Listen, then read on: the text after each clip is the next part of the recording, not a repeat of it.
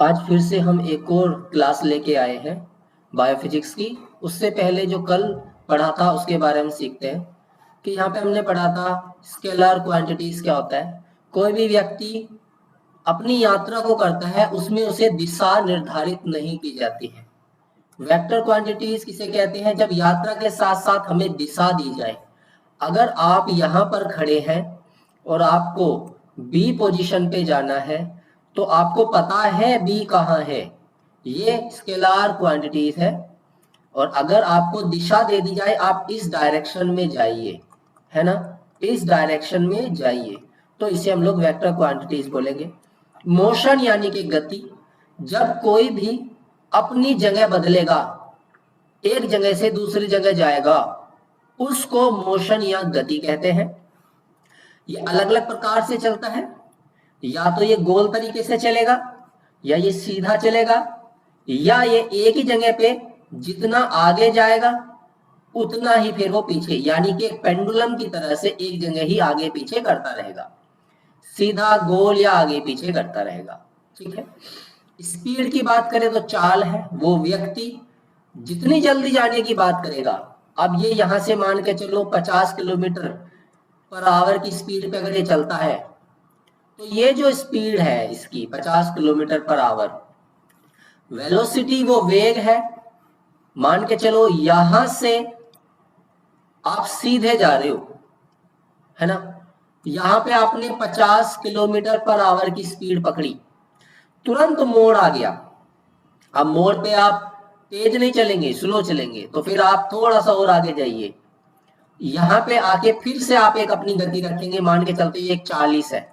आप देख रहे हो यहाँ 50 थी, यहाँ 40 है। जितनी बड़ी यात्रा में मोड़ भी आएंगे, ये सब क्या है? हमारी वेलोसिटी है, वेग है। इतने किलोमीटर तक हम तेज चले, ये हमारी स्पीड थी। अब हमारी स्पीड बदल गई है। एक्सेलरेशन, जिस स्पीड से, जिस वेग से आप चलेंगे, जिस वेग से मोशन होगा, जिस वेग से आपकी गति में बदलाव होगा, उसे एक्सेलरेशन कहेंगे। ठीक है। यहां तक हमने कल क्लास में पिछली में देखा था। आज हम देखो जो टॉपिक है वो है ग्रेविटी। जैसे यहाँ पे दिखाया जा रहा है कि ये जो एप्पल है ये ऊपर से नीचे की ओर गिर रहा है।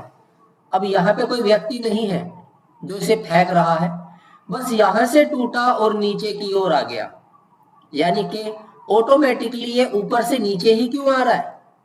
यही है जिसे हम लोग ग्रेविटी में समझेंगे। देखिए ग्रेविटी को क्या क्या चीजें हम समझने वाले हैं, क्या क्या में। जैसे कि ग्रेविटी को गुरुत्वाकर्षण बोलते हैं, यानी कि पृथ्वी के अंदर एक केंद्रक होता है। ऊपर की ओर देखेंगे तो ये पृथ्वी है, इसमें एक बीच में एक केंद्रक है। क्यों केंद्रक है इसे समझिए। ये केंद्रक है, यहां पर बी है और सेम डायरेक्शन में ए है, तो ये केंद्रक है ना, ये इसको बैलेंस करेगा, है ना।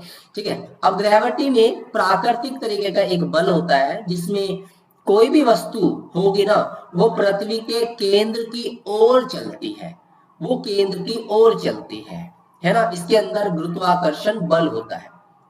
दूसरा, जहां पर गुरुत्वाकर्षण बल है उस बिंदु को सेंटर ऑफ ग्रेविटी बोलते हैं, जहां पर हम ये समझते हैं कि हर एक वस्तु अपने संपूर्ण भार को संतुलित करती है। कैसे? जैसे कि मान के चलो ये एक तराजू है। अब इस तराजू के नीचे आप कुछ भी डंडी रख दीजिए, इन दोनों भार को आप बीच में मिड पॉइंट ऐसी जगह रखिए जो इन दोनों भार को बराबर कर दे, तो ये एक ऐसा मिड पॉइंट हो गया। ऐसे ही पृथ्वी में हम लोग क्या देखते हैं? सेंटर ऑफ ग्रेविटी है कि सब वस्तुओं का संपूर्ण भार है, इसलिए कोई भी चीज अपनी जगह से इधर उधर नहीं हट रही है, पृथ्वी वहीं पर है, सेंटर ऑफ ग्रेविटी है।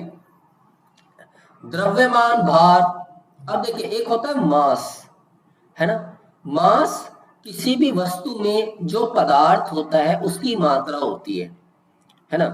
अब यहाँ पे आप मसल्स को मास नहीं बोलेंगे, यहाँ पर वो पदार्थ है जो उस वस्तु को बना रहा है ना। और जो वेट है वो वेट के कारण बल होता है। यानी कि गुरुत्वाकर्षण के लिए द्रव्यमान और भार दोनों बहुत महत्वपूर्ण चीजें हैं। कोई भी वस्तु अपना एक मास द्रव्यमान रखेगी, उसके अंदर क्या क्या है, किसी भी वस्तु के अंदर क्या क्या पदार्थ है, ये है मास। और उस पदार्थों की वजह से जो वजन बना है उसे बोलेंगे हम भार। अब गुरुत्वाकर्षण के कुछ सिद्धांत है जिसमें आपने आर्किमिडीज का सिद्धांत के बारे में पढ़ा है कि यहाँ पर आप देखते हो कि जहाज आखिर क्यों नहीं डूबता है ना, जहाज आखिर क्यों नहीं डूबता। तो यहाँ पे बताया गया है कि दोनों तरफ एक प्रकार का बल होता है जो ना ही उसे डूबने देता है। मान के चलते हैं ये आपने एक बोट ले लिया, बोट है ना, ये सतह है, इसका कोई तो भार होगा ना, इसका कोई तो भार होगा। और ये जो पानी है यहां से भी एक भार ऊपर की ओर लग रहा है, यानी कि एक इस प्रकार का भार जो इसे बनाए रखता है, डूबने नहीं देता है ना, एक प्रकार का। इसको भी हम देखेंगे किस प्रकार का बल लग रहा है, भार भी है, हम इसे भी आगे पढ़ेंगे समझेंगे। एक है मानव के शरीर पर जो गुरुत्वाकर्षण का बल है उसका क्या प्रभाव है। भाई हम लोग खड़े हैं, हम खड़े तो पृथ्वी पर है ना, ये व्यक्ति है ये खड़ा तो पृथ्वी पर ही है, ये है आपकी पृथ्वी, आप पृथ्वी पे तो खड़े हैं। तो जब हर चीज पृथ्वी की ओर जा रही है, एक सेब गिरा पृथ्वी के सेंटर की ओर चला, तो आपको भी चले जाने चाहिए था, लेकिन आप पृथ्वी पर ही हैं, आप आकाश में नहीं है कि गिर रहे हो, है ना। तो इसकी सेंटर ऑफ ग्रेविटी है ना, उसकी ओर बढ़ते हैं। तो इस ग्रेविटी का हमारी लाइफ पर, शरीर पर क्या प्रभाव होगा वो पढ़ेंगे।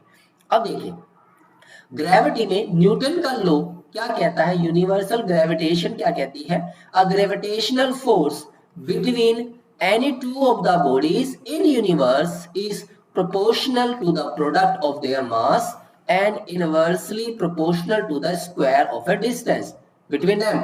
यानी कि समझने की बात यह है कि जो दोनों वस्तु है, मान के चलते हैं इस इमेज में एक आपका सन है और दूसरी ये अर्थ है जो घूम रही है ना सेकंड पे। इन दोनों में दो चीजें होंगी, क्या होंगी, दो वस्तुएं हमेशा एक दूसरे को अपनी ओर खींचती है। वस्तु जितनी भारी होगी खिंचाव उतना ही ज्यादा होगा, क्योंकि उनके अंदर खिंचाव होगा तो वो एक दूसरे को खींचेंगी।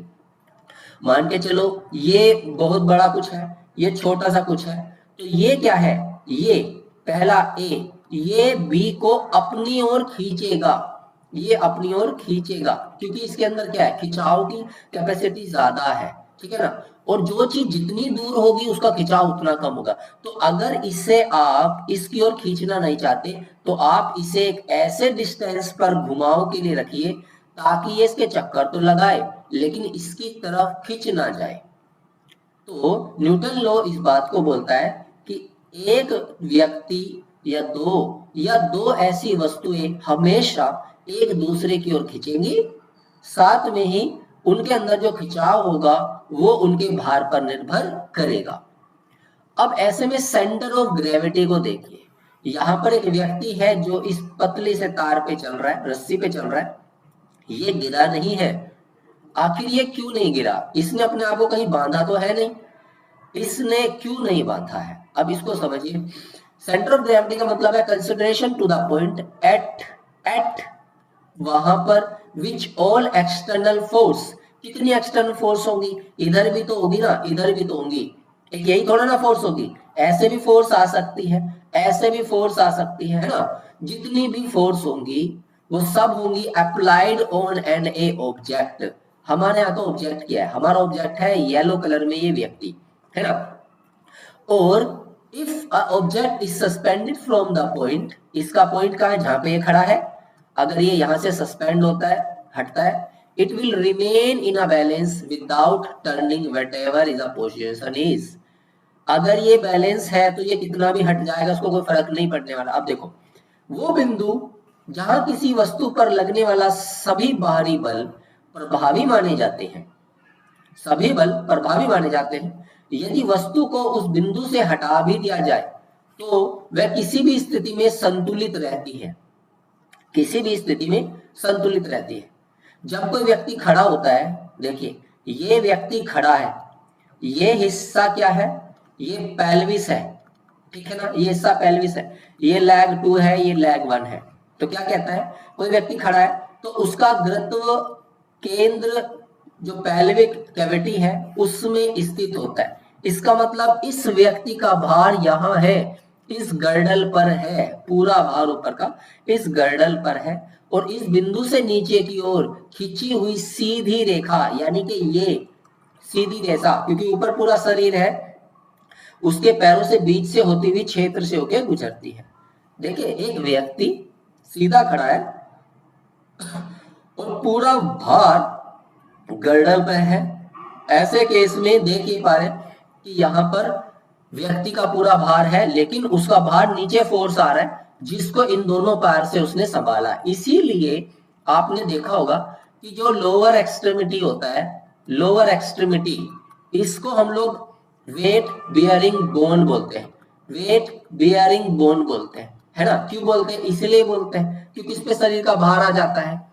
अब मास और वेट में क्या डिफरेंस है, क्या यहाँ पे आप मास और वेट को समझ पा रहे हैं। देखिए ये एक वेट है, ये जो है ये एक वेट है ना, लेकिन मास जिनसे मिलके वो बना है, जिनसे मिलके वो बना है ना, दोनों में अलग अलग है। अभी हम चीजों समझे, मास जिससे मिलके कुछ बना है वो मेजर किया जाता है फिजिकल बैलेंस। देखिए ये फिजिकल बैलेंस है, ये फिजिकल बैलेंस है।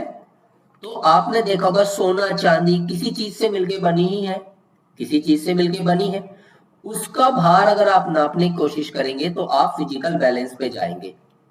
लेकिन अगर आपको अपना वजन नापना हो तो आप स्प्रिंग बैलेंस पे जाएंगे, जो कि आपने देखा छोटे बच्चों को भी हम वेट नापते हैं तो स्प्रिंग बैलेंस पे भी नाप देते हैं, ठीक है। तो स्प्रिंग बैलेंस पे हम क्या करते हैं, वजन नापते हैं, और फिजिकल बैलेंस पर हम लोग क्या कर रहे हैं, यहाँ पर चीजें जिनसे बना उसे नापते हैं। अब देखिए यहाँ पर क्या कहते हैं, किसी भी व्यक्ति का द्रव्यमान यानी कि मास, किसी भी व्यक्ति का मास पृथ्वी और चंद्रमा पर समान रहता है। यानी कि एक व्यक्ति किन किन चीजों से मिलकर बना है, हड्डियों से, और खून है, और मांस है, बहुत सारी चीजों से मिलकर बना है। लेकिन उसका भार, दो व्यक्ति है, एक का 60 किलो एक का 50 किलो है, तो दोनों पे अलग है नहीं है।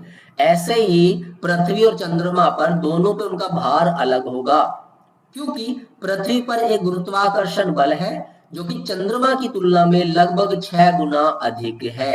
यानी कि पृथ्वी पर जो गुरुत्वाकर्षण है उसे अपनी ओर खींच रहा है, इसलिए लोगों को उनका वजन भारी लगता है, और इसलिए व्यक्ति का वजन पृथ्वी पर चंद्रमा से 6 गुना ज्यादा हो जाता है ना, 6 गुना ज्यादा हो जाता है, चंद्रमा से भी ज्यादा। आप चंद्रमा पे आपसे ज्यादा हो जाएगा। इसका मतलब आप एक वस्तु है, कोई भी वस्तु हो सकती है, उसमें आप क्या देख रहे हो कि वो किन किन चीजों से मिलके बना है, ठीक है, किन किन चीजों से मिलके बना है।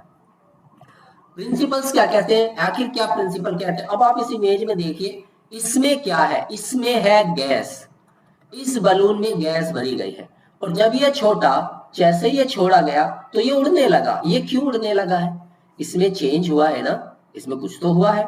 तो यहाँ पर क्या कहते हैं, it is a common experience for all of us, हम सभी के लिए कॉमन एक्सपीरियंस है कि जब कोई भी while standing in A water, जब कोई व्यक्ति पानी में खड़ा होता है तो हमें क्या महसूस होता है, हमें ऐसा लगता है कि हमें कोई ऊपर की ओर फोर्स कर रहा है। इसका मतलब आप पानी में होते हो ना, आप पानी से ऊपर की ओर नहीं आ जाते हो। आप क्यों आ जाते हो, क्योंकि आपको ऐसा महसूस होता है नीचे से कोई ऊपर की ओर आपको फेंक रहा है, आपको ऊपर की ओर धकेल रहा है। That is principle of a gravity. ऐसे इस बलून के साथ हो रहा है यहाँ पर, जो देखने को हमें मिल रहा है।